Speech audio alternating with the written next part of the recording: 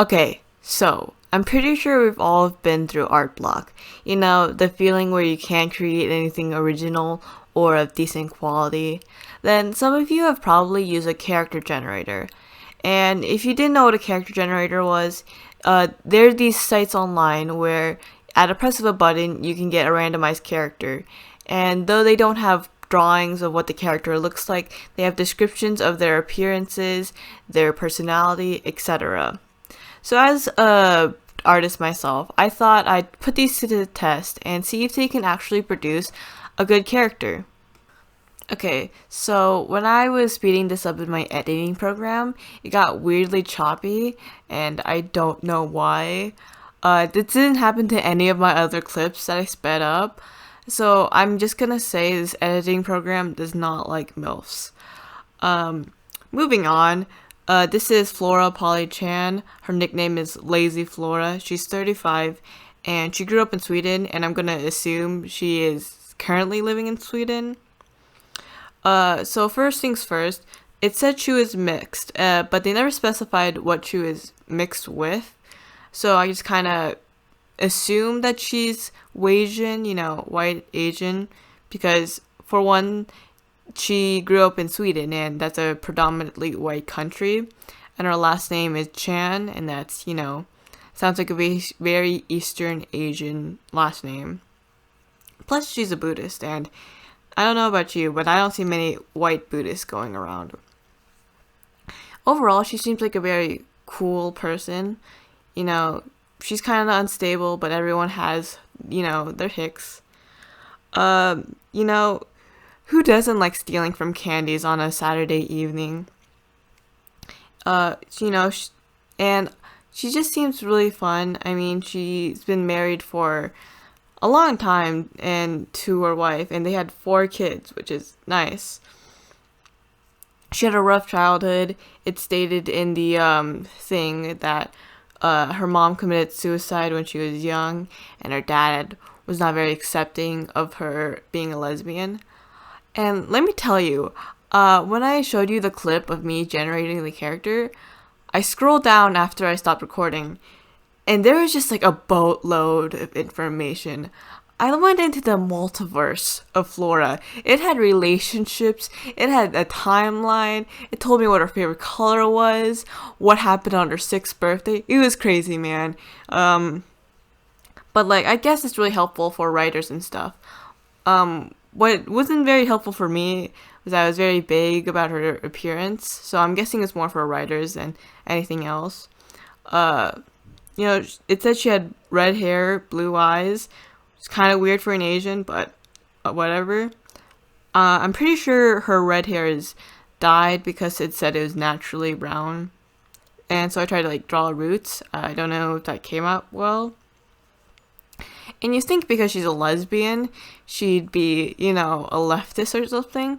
But in her hobbies, it said that one of her hobbies was spreading right-wing propaganda.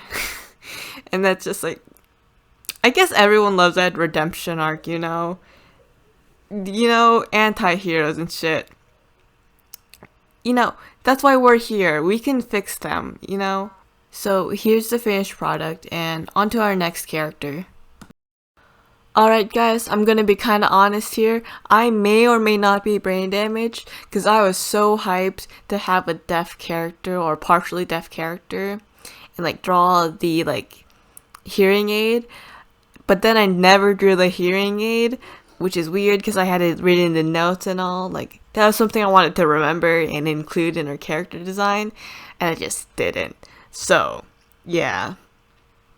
Anywho, this is Faye Schroeder. She's 14, and her appearance is described to be short, pale, frizzy red hair, and it said that she also liked to wear blackish clothing, or like mainly black clothing. And out of all the 3 sites, I probably enjoyed this site the most, or found it the most useful, because it didn't like give me an overwhelming information, a lot of which did not that matter that much, but it had enough information where it guides me to what to draw, but it wasn't too detailed that I didn't have any creative control, which I really enjoyed. So yeah, I gave her kind of this punkish style because, you know, like I said before, she said that she liked wearing black and loose clothing, and it also said that she liked death metal, and her favorite color was crimson, and those things correlated really well with the punk style. So that's my explanation for that. I wouldn't trust these sites entirely with making a character. You're probably gonna have to modify them a little bit, because when it came to personality, it said that she was open and easygoing, but then it said that she was intense, and those things are literally antonyms. So yeah, I just kind of went for the more intense side of stuff. And yeah, and if you can see the hair, I try to like replicate devil horns with the two tufts pointing upwards. Looking back, I should have made them bigger, or maybe just actually gave her like a headband with devil horns. I think that would have been cute. But I think she turned out pretty well.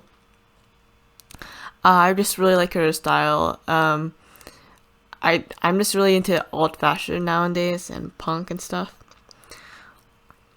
So yeah, I also really liked how I shaded this. I love how I shaded the hair. You're gonna see this later, but it just seems so fun, you know? Like, I want to touch it and stuff. Yeah, I guess there's not much else to say. So, here's the final product, and on to our last character. Alright, so for our last character, she doesn't actually have a name. The website didn't give me a name. It was very bare bones. Out of the 3 sites, it gave the least information out of all of them. You know, to the point where they didn't even give me a name. But I think it's because the site was more of a prompt generator than a character generator. Like, it was just supposed to tell me what to draw and not actually give me, you know, a whole storyline and stuff. So, yeah. For now, I'm just gonna call her Z, but if you have any name suggestions, drop them in the comments. I'd like to see what you think her name would fit, or what name would fit her.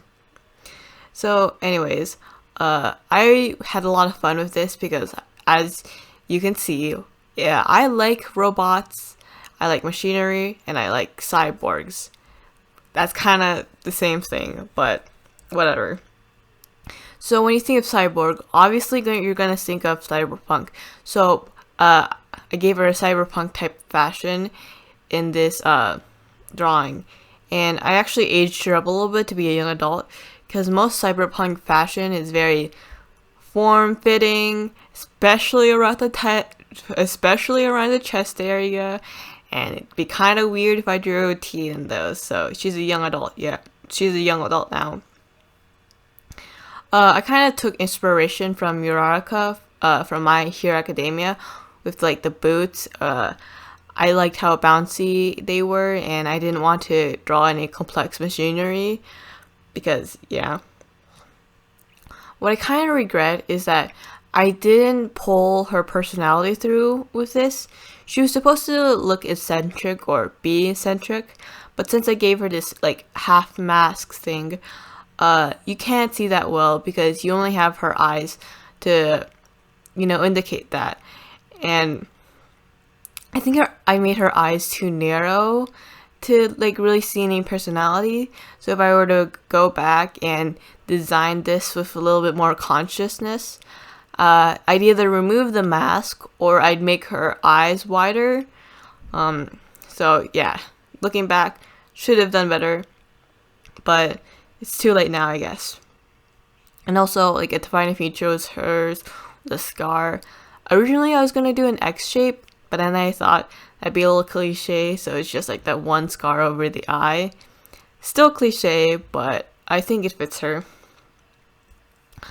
What I thought would be the most difficult part for me in this drawing process was the machine gun. I thought it'd be the most difficult, but honestly, I kind of brushed over it really quickly, which was surprising, because I've tried to draw the guns before, and I haven't been very successful, because as you know, they have these like complex gears and stuff.